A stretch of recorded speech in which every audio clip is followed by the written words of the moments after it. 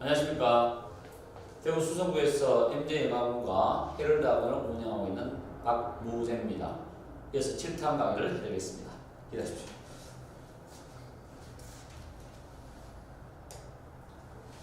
7탄의 7강의 4번 지문입니다.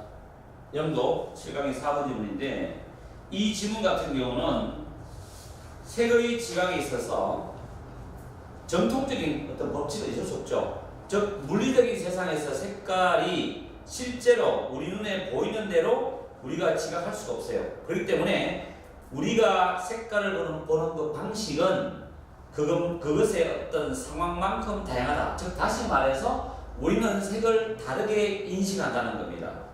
그 부분에서 지금 제가 말씀드린 부분에서 여기 보시면 a change라는 부분 나오는 얘기예요. 스텝이죠.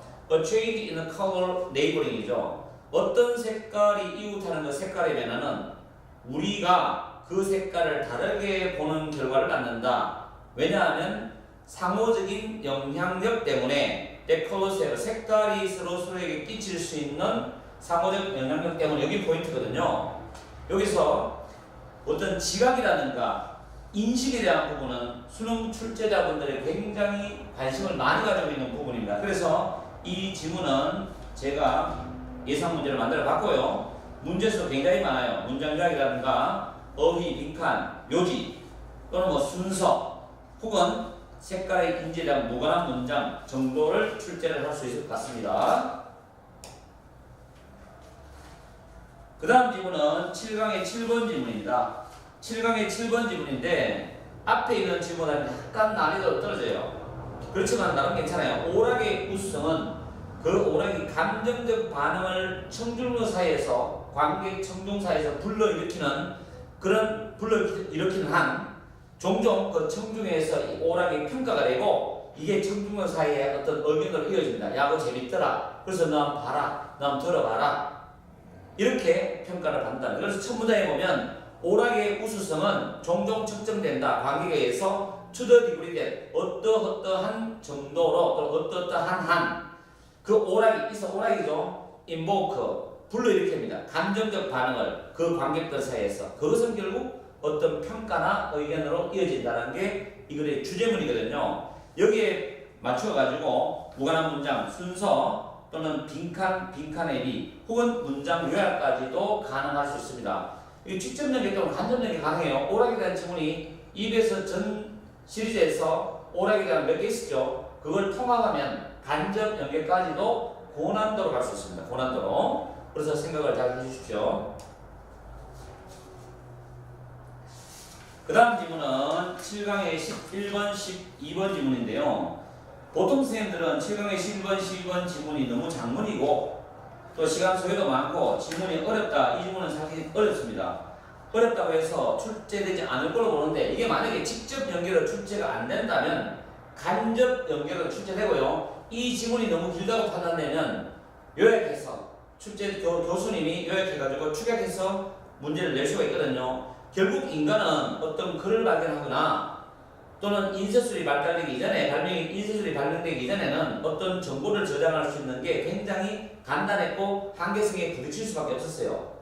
그리고 또는 도구와 예술을 이용해서 정보를 저장해봤지만 이것 또한 분명하지는 않거든요. 불분명하거든요. 그래서 결국엔 인간은 뭐냐면 글을 쓰기 시작했고 인쇄술이 더불어 발명되면서 어떤 아이디어를 인간의 두뇌에 저장할 필요가 다 없단 말이죠. 그렇게 됐을 때 두뇌 속에 있는 저장 공간을 자유롭게 했고 그 자유로움으로 인해서 우리는 정보의 교환을 더 쉽게 할 수 있었다는 내용이 전체적인 흐름의 글이거든요.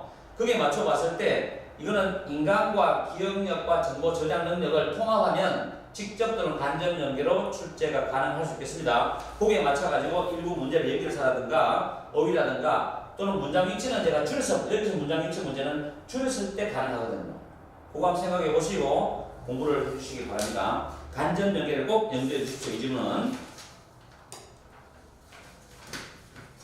그 다음 지문도 8강의 5번, 6번 지문인데 1지문, 2문항 지문입니다. 이 지문도 굉장히 어려워요.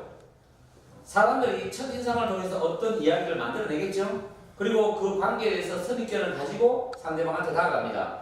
근데 그게 실제적인 게 아니기 때문에 자기가 실제라고 지각하는 걸 토대로 상대에 관해서 알아가는 그런 과정에서의 관계에 대해서 어떤 의미를 부여한다는 측면이거든요. 그래서 밑에 for example의 예도 나옵니다. 어떤 결혼에 대한 이야기에 대한 예도 나오는데 이거의 마지막 부분에 보시면 여기 와디아 부분 있죠? 이 부분 있죠? 끝에서 4줄 그 부분을 잘 읽어보십시오. What are viewed as a reality? 사실이라고 여겨지는 것은 오히려 perception over reality. 그런 실제에 대한 주관적, perception은 주관적이 있습니다. 오히려 주관적 인식이다. 즉 다시 말하면 스토리다. 이 스토리는 주관적으로 만들어낸 이야기라는 거죠. 그래서 그 이야기는 그 관계에 의미를 주는데 우리 삶의 상황 속에서 관계에 의미를 준다. 이렇게 이야기 쭉 전개되거든요. 그렇기 때문에 요즘은 또 그냥 답지를 읽고 가서는 안 됩니다. 정확하게 해서 가셔가지고 무슨 내용인지 정확하게 파악하셔가지고 준비하셔야지 시험장에서 기억이 나거든요. 이 질문도 간접 연계가 가능합니다. 분명히. 그래서 올해는 고난도 문제에 많이 관심이 많아요. 그렇기 때문에 간접 연계를 염두에 두시고 EBS를 일부 지문들은 활용하시기 바랍니다.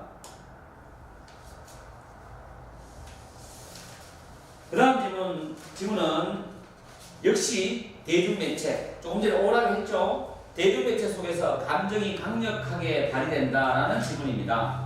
어떤 극적인 이야기가 있는 다양한 대중매체 오락물에서 감정이 반응한다는 이야기가 나오거든요. 첫 문장에서 감정은 발휘되는 것 같습니다. 가장 강력하게 어떤 영역 분야에서 대중매체 오락물의 영역 분야에서 가장 강력하게 발휘되는 것 같습니다. 이런 말이 나오거든요. 물론 이 지문은 전체를 가려놓는 지문으로 EBS에 출제했습니다. 그렇지만 이걸 가지고 활용했을 때 또 꽤 괜찮은 문제를 만들어낼 수가 있거든요. 그래서 빈칸 문제라든가 혹은 뭐 간단하게 어법 문제도 연상할 수 있는데 빈칸이 좋을 것 같아요. 제가 볼 때는. 그래서 이것도 대충 보시면 안 돼요. 영역 자체가 대충 보면 안 되는 지문입니다. 그래서 상세히 잘 파악하셔서 준비를 하십시오. 그 다음 질문은 8강의 10번 질문입니다. 8강의 10번 질문이고 정보에 대한 거거든요. 이거는 많은 정보에 입각을 해가지고 어떤 결정의 핵심적인 측면, 많은 정보에 입각한 결정의 핵심적 측면은 무엇이 현실성 있는 그 소요기간인가, 여기에 대한 이해이고, 현실성 있는 오랜 기간을 우리가 확보함으로 인해서 목표가 달성될 가능성이 더 커진다는 내용입니다. 거기에 대한 예시로 뭐 코치를 몇 년 동안에 몇 번 바꿨다 이런 내용이 나오거든요. 그런 상황 코치에 대한 이야기가 나옵니다. 5년 계약에서 뭘 하겠다. 그 내용을 생각하시면 전체적으로 핵심 요기에 잡히고요. 첫 번째 문장이 주제문입니다. A key aspect of an informed decision. informed가 많은 정보 입각하는 뜻이거든요. 많은 정보 입각하는 그 결정에 대한 중요한 측면은 이해한 거다. 무엇이 현실적인 타임 프레임은 그 일에서 소요되는 기간을 말해요. 무엇이 현실성 있는 그 기간이냐, 여기에 대한 이해이다. 요걸 출발점으로 해서 전체적인 언어를 파악하셔가지고 시험 문제를 공부하시면 될 것 같습니다. 이제 어휘나 빈칸이나 문장 위치 잘 공부하시기 바래요.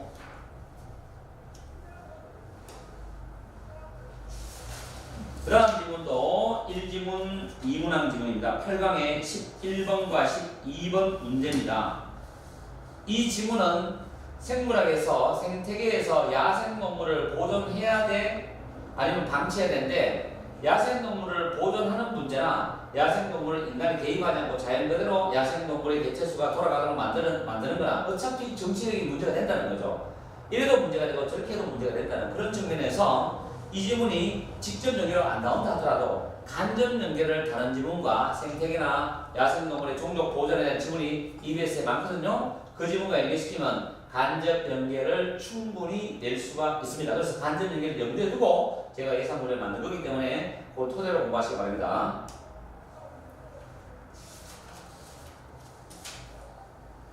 그 다음 질문은 언유에 대한 질문이죠. 9강의 1번 질문이거든요. 여기서 언유는 유아기 경험 중에 있었던 경험들을 개념상으로 계속 성장해서도 연결하여 융합한다는 그런 거리거든요. 그래서 거기 보면 첫 번째 줄에 보면 언유라는 것은 만연한다.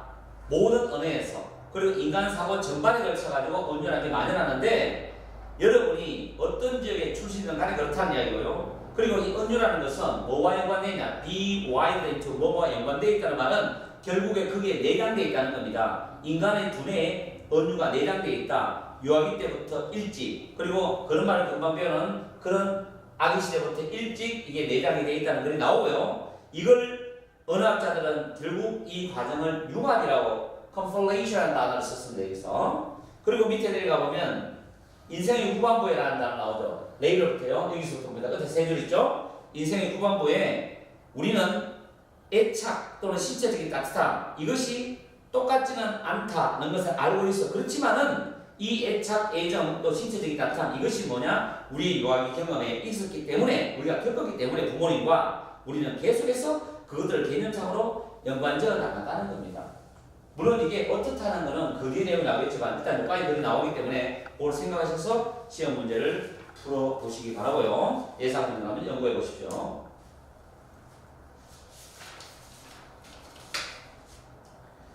그 다음에 나오는 게 문화에 대한 이야기거든요. 우리가 볼 때 운동신경 발달은 보통 선천적으로 이렇게 타고나서 어떻게 운동신경이 발달해가 운동을 잘한다 이렇게 생각할 수 있는 측면도 있습니다만은 여기서는 그와 아울러서 문화적 영향력도 받는다는 말이 나와요. 거기에 대한 예시로서 밑에 보면은 뭐 나이지리아나 우간다나 또는 인도라든가 파키스탄의 부모들은 자녀들을 걷게 하고 또 더 빨리 일어서게 하고 그들을 운동 능력을 트레이닝 시킨답니다. 거기에 대한 이야기 쭉 나거든요. 그래서 운동 능력은 선천적인 경향성도 있지만은 후천적으로 그 문화의 영향력도 받아서 운동 신경이 발달할 수 있다는 것의 측면에서 한번 제가 예상 문제를 만들어 봤고요. 연결사 어휘, 문장 요약, 빈칸까지 한번 잘 생각해 보시고 유전적 요소라고 생각이 돼요. 근데 그렇다고 해서 유전적 요소가 배제되는 거 아니에요. 그렇다고 사람들이 생각하지만 문화적 요소에 영향을 받는다는 말을 강조하는 겁니다. 그 포인트 맞추시고 공부하시기 바랍니다.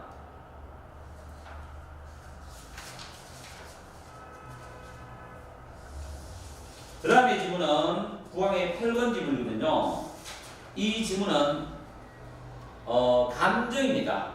사람이 감정으로 인해서 우리가 어떤 정확하게 가야 될 길에서 벗어나게 되는 경우가 많아요. 그럴 때 고통이나 어떤 불행이나 아픔이 따라갈 수 있습니다. 이럴 때 감정들이 우리를 정도에서 내가 걸어가야 할 정확한 길에서 벗어나게 하는 경우 많은 경우가 있는데 그걸 우리는 무시를 해야 된다. 이런 게 나오거든요. 이거는 직접 연계로 상당히 매력이 있는데 간접 연계로 보면 과거 EBS 그래도 이성이 굉장히 중요하다. 감성보다도. 그렇지만 감성도 인간의 결정을 내리는 모든 문제에서는 감성이 반드시 개입이 돼야 된다. 즉 이성 플러스 감정이 복합적으로 개입된 의사결정이 상당히 탁월하다는 글이 많았거든요. 그래서 봤을 때 이 질문은 간접 연계로도 충분히 활용 가치가 있습니다. 그래서 직접 간접다 연구해 주시고 공부를 하시고 제가 만든 문제를 한번 꼼꼼하게 살펴보시기 바랍니다. 굉장히 좋은 질문이에요.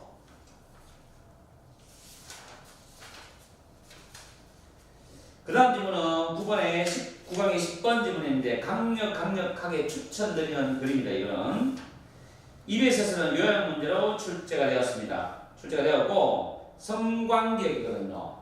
일반적으로는 우리가 살아가면서 아픔, 굉장히 트라우마나 굉장히 아픈 그런 기억이 있을 때는 사람들은 그걸 잊고 싶어 해요. 그래서 시간이 지나면 잊어집니다. 그런데 이 성관계가 하는 그 많은 기억들 중에서 사회적으로 공유되는 기억이 있다면, 예를 들어서 뭐 국가의 어떤 대통령이 돌아가셨다든지 아니면 어떤 사회적 어떤 유명하신 종교의 어떤 지도자가 돌아가셨다든지 이런 게 나타날 때 사회적으로 공감대가 형성될 때는 이게 기억에서 사라지지 않는다는 거죠.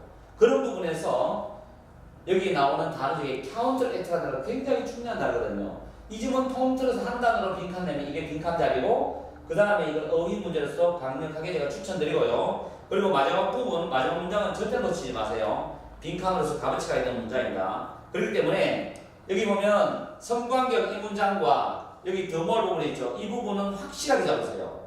이 부분은 철저하게 이해를 하셔야 됩니다. 대충 보면 틀려요. 그리고 요지가 뭔지도 파악을 하셔야 돼요. 이걸 토대로 제가 만든 어휘, 문장 위치, 빈칸, 요지, 연결사, 그런 순서까지 다뤄줘야 됩니다. 그래서 이거는 직접 연계, 간접 연계가 충분히 값어치가 있고요. 10개 지문 추천한 이 지문 저는 반드시 넣어요. 원래 수능에서. 간접 연계도 괜찮아요. 그렇기 때문에 한번 고려해 보십시오. 이 지문이 나올 수는 없는가. 우리 수능 직원한테 한번 깨봅시다. 자, 이로써 7탄도 강의를 마치겠습니다. 이어서 8탄 강의를 들어가겠습니다. 감사합니다.